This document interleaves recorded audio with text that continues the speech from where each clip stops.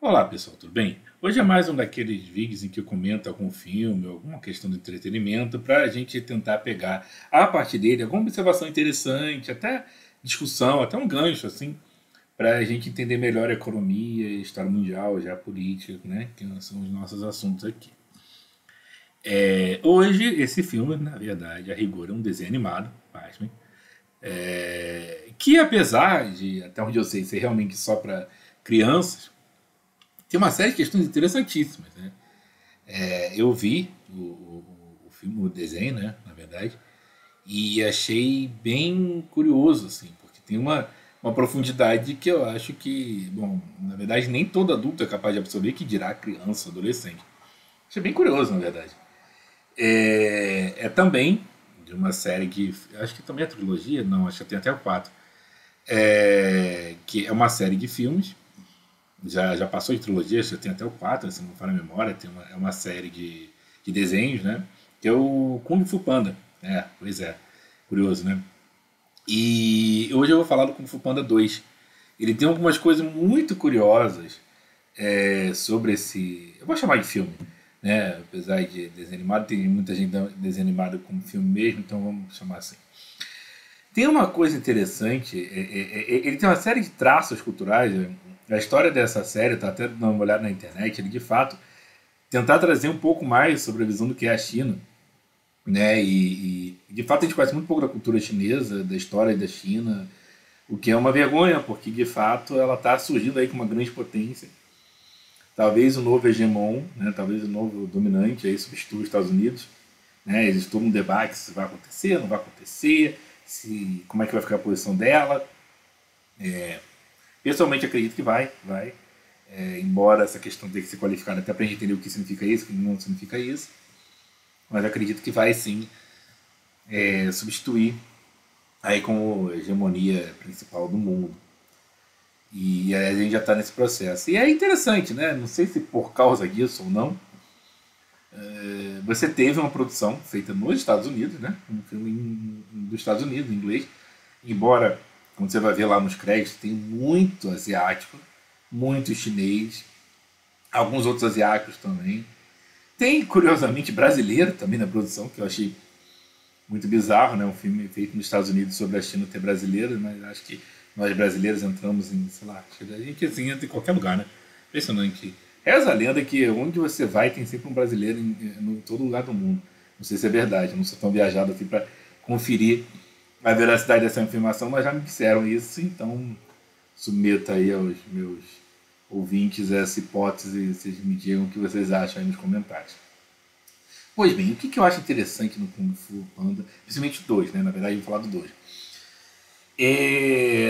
Eu vou falar um pouquinho da história, assim, muito pouquinho, eu espero, como sempre, não entrar muito em spoiler, mas o que eu vou falar já fica meio que claro logo no começo, então dar spoiler do comecinho não é tão grave, né? Eu não vou anunciar o final e tal.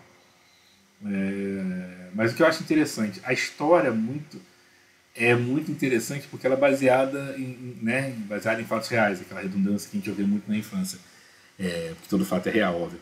É, ela de fato assim, ela tem um fundo de verdade geopolítica imenso. A história é de um vilão que vai tentar acabar com os guerreiros lá do Kung Fu usando fogos de artifício, tá? Pronto, tem um spoiler. Espero que não fiquem chateados. Aliás, devia ter dito que eu ia dar spoiler e vocês pausassem o vídeo caso não vissem, mas agora já tá, sorry. Então, assim, e o que tem isso de interessante? Né? Porque, na verdade, isso é bem o que aconteceu mesmo na história da China. É verdade que o final é feliz, eu não vou dar spoiler, mas, obviamente, como todo desenho desse, não é para criança, tem que ter um final feliz. E, no caso real, isso é a única parte não muito realista mesmo. A única parte que destoa, assim, profundamente da realidade é que o final não foi tão feliz assim. Mas não até o momento. Ainda estamos esperando, né? Se fosse fazer todo esse que seria o 2 seria na verdade aí sim uma trilogia ou talvez até mais filmes só com essa história, porque a coisa está se desenrolando e foi bastante grave. E o que é, né? O que aconteceu com a China? A China de fato tinha essas forças militares, aí representada pelos Kung Fus lá, todo o povo lá do Kung Fu, incluindo o Panda, né? Que é esqueci o nome do Panda agora, gente do céu, que horror. Inclusive o protagonista da história. E, de fato, tinha essas forças militares. E o que acontece que foi irônico na história da China é as potências europeias derrotaram militarmente a China em vários pontos. Tem todas essas nações que a gente está vendo agora, né, desde Hong Kong, Taiwan, teve colonização europeia, ela começou a perder militarmente para as potências europeias. Ela não conseguiu se manter predominante. Eles até têm um nome para isso, né? Alguns chineses chamam isso de século da humilhação, já vi alguns falando de século da vergonha, ou coisa que o valha, porque foi um momento de derrota para a China. E o irônico, que meio que é retratado de forma até bem poética e metafórica, já que é um desenho para crianças, é que a arma principal que os europeus utilizaram para ter a supremacia no mundo é de origem chinesa. Quando ele fala do fogo de artifício, né, no desenho, de que fez fogo de artifício? De pólvora. Na verdade, foi uma forma bonitinha, infantil, poética de referenciar a pólvora. Né? As potências europeias descobrem a pólvora como arma, como tecnologia militar, e eles descobrem lá na China e utilizam contra a própria Ásia depois, incluindo a China. Né? Eu, honestamente, eu acho esse caso muito curioso. Eu fico pensando por que não ocorreu aos chineses durante um bom tempo a mesma coisa. Quer dizer, você podia ter usado isso, né? Quer dizer, vocês já tinham lá tudo pronto.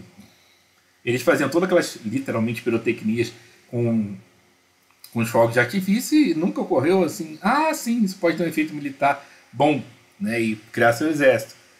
E essa é a discussão que eu queria trazer aqui, na verdade. A gente entender o que foi esse processo. A gente tem uma educação extremamente eurocêntrica. Quem me conhece sabe, eu sou contra esse absurdo e avassalador eurocentrismo. Aliás, eu sou contra o eurocentrismo em geral. Eu sou contra o eurocentrismo, a gente tem uma visão extremamente eurocêntrica, a gente distorce tudo no nosso ensino de história. E não só, assim, nossa educação, sabe, toda é pautada nisso. Você vê, sei lá, por exemplo, filósofos. Eu entendo filosofia. Você vê, o cara não entende nada, só da Grécia pra cá. Pega qualquer graduação em filosofia, ciências sociais, é só ideologia europeia, em geral marxismo, mas algumas outras. Filosofia, só grego e europeu, né? Não tem nada. Cara, nossa faculdade de filosofia são umas porcarias, ninguém aprende nada. Então nós, não, é o profundo da filosofia. Não. Alguns também aprendem coisas lá dos romanos, né? Do Império Romano também, mas só. Cultura greco-romana, ela entra na cultura europeia, dali pra frente segue o que segue, né? Na verdade, a nossa cultura ocidental tem esse pilar greco-romano e pilar judaico-cristão. E só, né? E você vê que na filosofia é ensinado assim, na sociologia, todas as ciências humanas são assim. As exatas também, mas ok, que as ciências exatas têm um forte componente de Revolução Industrial que foi na Inglaterra. Ok. Mas você tem... a gente é muito eurocêntrico, a gente perde essa capacidade de entender a história de um ponto de vista mais equilibrado, juntando os povos. Existem movimentos de esquerda que, por conta dessa questão da pauta identitária do negro, começaram a colocar a África. Ok. Eu não vou dizer que eu concordo, tem muita coisa que eu concordo desse momento que eu não concordo muito, mas isso aí eu concordo totalmente. Eu acho que eu até pelo contrário, eu concordo até mais do que 100%, concordo 200%. Tipo assim, bota a África, bota a Ásia, bota... Olha, se tiver coisa na Oceania, vamos botar lá, porque também faz parte da história. Inclusive, para entender a própria história da Inglaterra, bota algumas coisas daqui também mais, porque a gente entende muito pouco história da Latinoamérica, né? A gente, por exemplo, toda hora o pessoal fala da esquerda latino-americana, movimento bolivariano, em homenagem a Simão Bolívar. Você sabe quem são Simão Bolívar? Pois eu dei uma estudada, mas ela está precisando, porque a gente não aprende. Eu tive um livro de história que tinha esses assuntos e o professor ignorava solenemente essa matéria. Eu tive um livro que tinha história geral, tinha história Latinoamérica e história do Brasil. Tinha essa terceira intermediária, regional, né? Não é nem mundial nem nacional. Vamos chamar assim, regional, aqui da Latinoamérica. O professor ignorava solenemente, nem mencionava o assunto, entendeu? Então a gente tem uma coisa muito eurocêntrica. E dito isso, então vamos falar um pouquinho mais de como é que é o ponto de vista asiático. Eu falei até, já em outras vezes, por exemplo, o processo de desenvolvimento asiático, dei uma pincelada, mas assim, a Ásia era realmente o centro das grandes civilizações e culturas, muito antes da Europa pensar em qualquer coisa, né? Contaram que a gente aprende com a Europa, grande Europa, maravilhoso e fantástico. Não, na verdade, era visto como uma periferia do sistema mundial, né? Isso não é ensinado. A gente aprende não, os europeus, tudo sentado nos europeus, E assim, era aquele lugar onde você fazia comércio. Na verdade era tipo, que nem, sei lá, você não tem muitos comerciantes que vivem lá na periferia das grandes cidades e vai todo dia pro centro vender essas coisas. Europeu era periferia, era tipo isso mesmo. Assim, é bom a gente começar a se acostumar, que você vê que você começa a entender muitas mais coisas da história se você for mais até asiocêntrico em algumas coisas do que eurocêntrico. Não sei nem se o nome seria asiocêntrico, não estou inventando agora. Mas enfim, muito mais focado na Ásia do que na Europa. E a Europa era meio que um canto que de repente começou a fazer comércio, começou a desenvolver, e aí teve, principalmente a partir da Revolução Industrial, a partir da aquisição de uma série de tecnologia, começou a ter poder militar muito forte. Não era grandes nações envolvidas como ser humano, alta cultura, essa coisa refinada que a gente aprende, mais nós, americanos, e aqui eu não falo só americano como estadunidense, falando de todo mundo da América, inclusive nós, latino-americanos, que também são americanos. Nós, americanos, como colonizados pela Europa, a gente aprende, eles são o ápice da civilização. Não, não é não. Tá errado. Tá? O que aconteceu? Eles não tinha, eles eram realmente a periferia, fracos em cultura. Eu, pessoalmente, inclusive, vou dizer, pessoalmente, eu acho a cultura asiática, em geral, muito mais rica, diversa e profunda. Em cada uma dessas modalidades, extremamente profunda, de uma forma que eu nunca vi. Agora eu vou ser bem sincero, entendeu? Um dos momentos mais sinceros aqui que eu vou ter no meu canal, mas assim, eu já vi a cultura asiática muito mais profunda até do que a cultura europeia, em geral. Nas suas várias modalidades, tem várias formas diferentes, dependendo da região, e em geral, assim, de forma muito geral, é bem mais profunda que a cultura europeia. E assim, então quando você olha, como é que eles viram isso aí?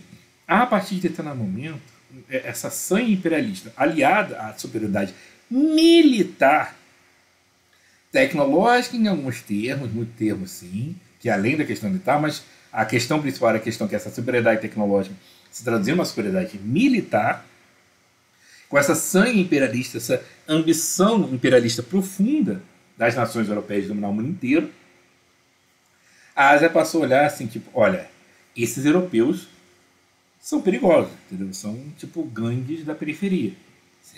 Né? Parece que aqui do estado do Rio de Janeiro, como eu, seria basicamente que nem a gente, muitos do pessoal aqui dos grandes centros veem as milícias lá mais da periferia. Né? É tipo isso, eram grupos armados, certas gangues, vamos chamar assim, da periferia, que aqui no Rio de Janeiro a gente pode comparar aos traficantes ou à milícia, que estavam querendo invadir os grandes centros asiáticos. Né? Começaram com essa questão do comércio, mas daqui a pouco começaram a querer dominar mesmo. E aí eles ficaram preocupados. E interessante é que pouco se retrata essa visão da Ásia como sendo invadida. E o que eu achei interessante com o Kung Fu Panda é que, mesmo sendo um desenho, aquela coisa inocente, desenho para criança, tem uma visão totalmente inovadora, revolucionária, inédita. Ainda mais para o filme feito, de fato, nos Estados Unidos. Você vê que em inglês. Eu até vou ver depois qual exatamente é o estúdio, os estúdios onde foram gravados e tal, mas acredito que seja em Hollywood mesmo, mas, ou pelo menos algum daqueles grandes estúdios, tal, não sei se é da Disney, acho que era da Disney, né? Tem que ver direitinho. Mas enfim, nos Estados Unidos, né? Supostamente da cultura ocidental. É a primeira vez que eu vejo um filme produzido dentro dos moldes ocidentais que de fato retrata uma coisa que aqui no Ocidente até é negado, inclusive. Né? Os europeus, por exemplo, negaram, porque criaram teorias até horríveis, né? De supremacia do povo europeu. Muitos, inclusive, inspiraram o nazismo, né? E outros regimes do tipo, né? O pessoal fala, o nazismo. Sim, mas o nazismo foi inspirado em doutrinas assim do século XIX, né? O orientalismo, a supremacia racial, inclusive, coisas horríveis, né? E tudo errado, tudo errado. Depois o mundo provou, não tem nada disso, né? Não tem nada disso. Você vê que agora a Ásia está dando de lavada da Europa, né? Quem que consegue peitar a Ásia? Os Estados Unidos. A Europa mesmo tá... espera por mim. Não tem nada disso. Então, assim... E aí você entende que, na verdade, não é uma superioridade puramente tecnológica e principalmente militar. E é aí que os asiáticos falam, nós temos que nos defender. O desenvolvimento da Ásia, eu até falei isso por alto em outro vídeo meu aí, o desenvolvimento da Ásia ele ocorre com o intuito, em grande medida, de se proteger do Ocidente dessa coisa avassaladora de um povo que começa a ter superioridade militar e esse desejo profundo de dominar todo mundo. E ele fala, olha, eles são perigosos. E aí eles começam a desenvolver para adquirir essa tecnologia, porque a gente tem que se proteger. Né? Não é isso que acontece no desenho, o desenho é só um final feliz, bonitinho, mas se fosse mais realista seria, bom, a gente vai ter que começar a usar a pólvora contra o vilão também. Né? Começar a usar fogo de artifício também e ir para a guerra. Porque Na prática foi o que aconteceu. E boa parte do desenvolvimentismo da Ásia pode ser lido assim. Até dos centros que não eram considerados capitalistas, como a da União Soviética.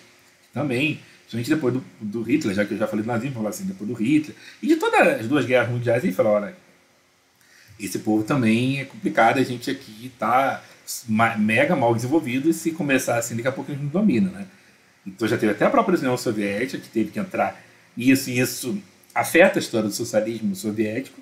Ele deixa de ser tão socialista assim, inclusive por causa disso, uma série de fatores, mas por causa disso, ele afeta a história da China, do Japão, de tudo isso. E inclusive hoje em dia, você vê que a China hoje em dia ela quer hegemonia com uma forma também de proteção. Ela tem uma relação de codependência profunda com os Estados Unidos, toda a Ásia tem, Japão, China e tudo mais, também falei isso em outros vídeos.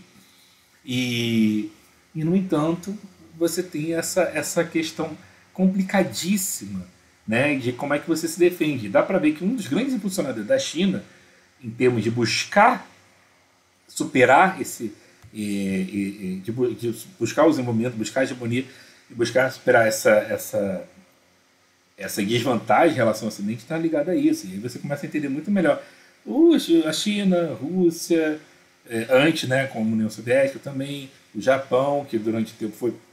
Hoje está mais aliado dos Estados Unidos, mas, né, durante muito tempo esse problema, pegou 2 bombas atômicas na cabeça do próprio Estados Unidos e tudo mais. Você começa a entender melhor a história desse país, porque a gente tem que entender a história, né, e não ensinam isso nos colégios, né. O nosso ensino de história é uma porcaria, é muito, muito, muito ruim. É só eurocentrismo, de repente é uma história mal contada, de repente lá pela Primeira e Segunda Guerra surge um Japão, uma China, de onde surgiram essas pessoas, né? Se fosse um roteiro de filme seria uma bosta, porque assim, pô, peraí, de repente aparece um personagem importantíssimo na história, você não falou nada dele, o cara surge meio cai de paraquedas assim na história, que porra é essa? Entendeu? E na verdade é assim que ensina a história, né? Então a gente tem que superar nosso eurocentrismo. E parabéns aos produtores como o Panda 2, que mesmo sendo produzido nos Estados Unidos, até onde eu sei, não sei se eu estou errado, de repente tem alguma outra coisa, um detalhe lá do making-off que eu não conheço, mas que de fato produziu uma história muito interessante de qual é o ponto de vista asiático, de fato, de tudo isso aí que aconteceu. Sem a qual a gente não vai entender o movimento da Ásia, e convenhamos, deu para ver que eles não dá mais para relevá-los, né? Fingir que não vimos. Não são relevantes. Não, são sim, muito. E talvez sejam os mais relevantes em breve, né? Ou os mais mesmo do mundo, né? Talvez chegue até a hegemonia, que é bem provável que aconteça. Mesmo não acontecendo, há quem diga que não, mas vale a pena estudar, de qualquer forma. Não vai dar mais para você dizer que é desprezível, isso com certeza não. Japão, China, Índia, tigres asiáticos, etc, etc, etc. E até o Oriente mais próximo, o Oriente Médio, entendeu? Até um Paquistão da vida, que anda meio caladinho, que eu tô achando estranho. Mas enfim, daqui a pouco acontece alguma coisa aí, entendeu? O Oriente Médio, com essa coisa do petróleo, tem que entender, o Putin aí tá, né? Com essa guerra com a Ucrânia, tudo isso a gente tem que começar a entender o ponto de vista dele, senão a gente não entende o processo, não entende o que está acontecendo, não consegue ter uma ideia de como é que a coisa está se encaminhando, e aí a gente vai poder se posicionar direito, né? Então é isso, gente. Espero que tenham gostado e depois você vê, né? Filmes também são em muita cultura, até os desenhos animados que a gente se acostumou a pensar com gente criança e tal. Não. Às vezes o singelo desenho animado tem muita informação que nós adultos aqui, até depois de uma certa estudo, a gente consegue compreender bem melhor e não desperdiça tanto. Então fica aí a dica. E é isso, pessoal. Até a próxima análise.